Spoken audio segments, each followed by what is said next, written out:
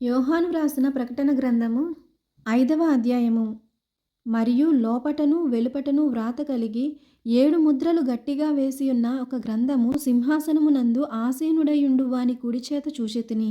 మరియు దాని ముద్రలు తీసి ఆ గ్రంథము విప్పుటకు యోగ్యుడైన వాడెవడని బలిష్ఠుడైన ఒక దేవదూత బిగ్గరగా ప్రచురింపగా చూచితిని. అయితే పరలోకమందు గాని భూమి మీద గాని భూమి క్రింద గాని ఆ గ్రంథము విప్పుటకైనను చూచుటకైనను ఎవనికిని శక్తి లేకపోయెను.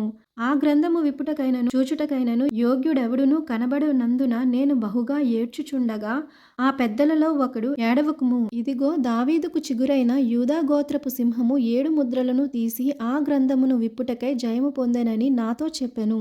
మరియు సింహాసనమునకును ఆ 4 జీవులకును పెద్దలకును మధ్యను వధింపబడినట్లుండిన గొర్రెపిల్ల నిలిచియుండుట చూచితిని. ఆ గొర్రెపిల్లకు 7 కొమ్ములును 7 కన్నులును ఉండెను. ఆ కన్నులు భూమియందంతటికిని పంపబడిన దేవుని 7 ఆత్మలు. ఆయన వచ్చి సింహాసనమునందు ఆసీనుడై ఉండువాని కుడి చేతిలో నుండి ఆ గ్రంథమును తీసుకొనెను. ఆయన దానిని తీసుకొనినప్పుడు ఆ 4 జీవులును వీణలను ధూప ద్రవ్యములతో నిండిన సువర్ణ పాత్రలను పట్టుకొనియున్న ఆ 24 పెద్దలును ఆ గొర్రెపిల్ల ఎదుట సాగిలపడిరి. ఈ పాత్రలు పరిశుద్ధుల ప్రార్థనలు. ఆ పెద్దలు, నీవు ఆ గ్రంథమును తీసుకొని దాని ముద్రలను విప్పుటకు యోగ్యుడవు. నీవు వధింపబడిన వాడవై నీ రక్తమిచ్చి ప్రతి వంశములోను ఆయా భాషలు మాట్లాడువారిలోను ప్రతి ప్రజలోను ప్రతి జనములోను దేవుని కొరకు మనుష్యులను కొని మా దేవునికి వారిని ఒక రాజ్యముగాను యాజకులుగాను చేసితివి గనుక వారు భూలోకమందు ఏలుదురని క్రొత్త పాట పాడుదురు.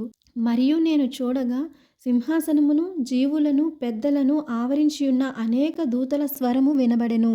వారి లెక్క కోట్ల కొలదిగా ఉండెను.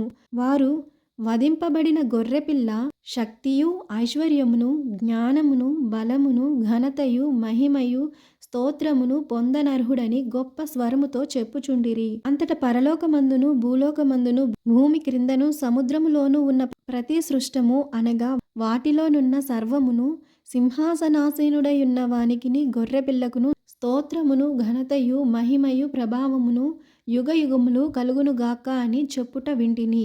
ఆ 4 జీవులు ఆమేనని చెప్పగా ఆ పెద్దలు సాగిలపడి నమస్కారము చేసిరి.